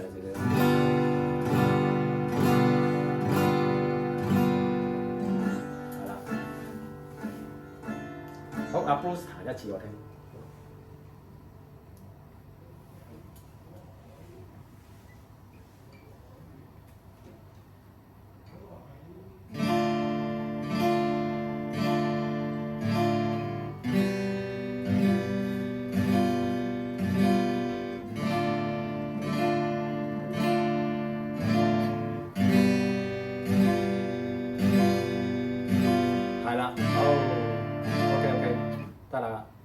就係呢個 OK 冇問題。最緊要咧，你要聽熟咗，你跟到個拍子機練熟咗之後咧，開始試下自己唔用拍子機，你又彈到呢個速度咧就 OK。你開始，因為呢個60咧係好易玩嘅。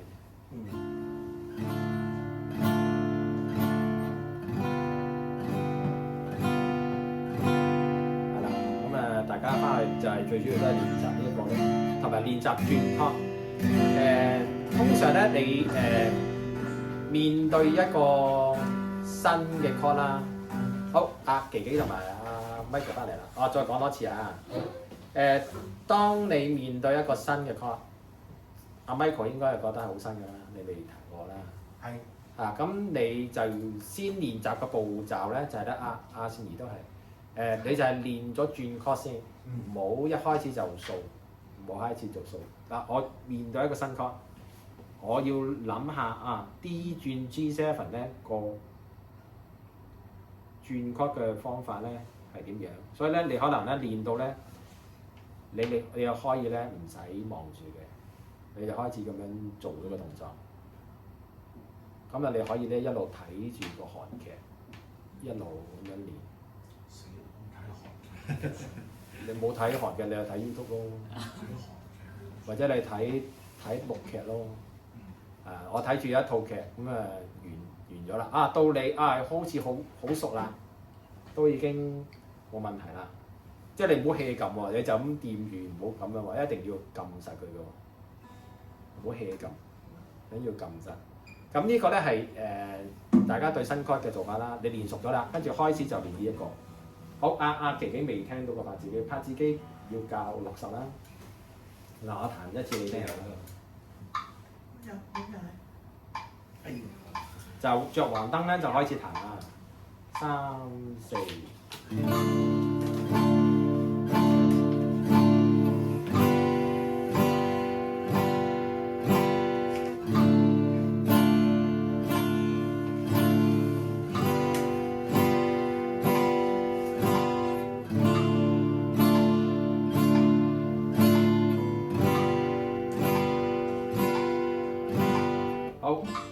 好啦，咁啊基本上係咁練啦。咁黃燈要留意啲咩咧？就係咧黃燈，我想你做到嘅效果咧就係呢個，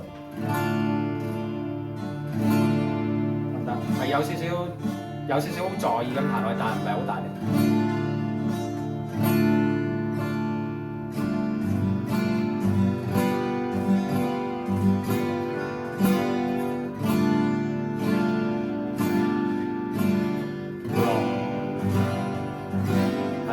咁咧你會聽到有個分別咧，就係咧，你第一下黃燈嗰下咧，就係頭先嗰 run 嗰下啦，run 就係重少少嘅，呢個叫重拍，所以佢就叫黃燈，俾用個黃燈表示咗啦。跟住輕拍咧就係紅燈，就冇咁大力嘅，但係咧又唔係話好明顯地好細聲，但係咧係感覺上係輕身少少嘅，明唔明白？咁如果你4個都一樣咧，就係呢個嘅，即係你好似冇乜分別啊！就係你要做到有個分別就係，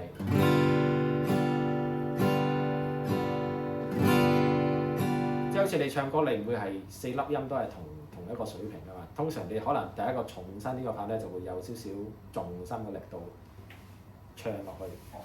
咁你嗰首歌先至會好聽啊嘛！即係如果你4粒音或者係個個音都係啲平水平咧，你啲人咧就會瞓覺㗎啦。通常咧你要有少少起伏咧，就會個效果會好少少嘅，得唔得？咁大家如果你有冇拍子機啊？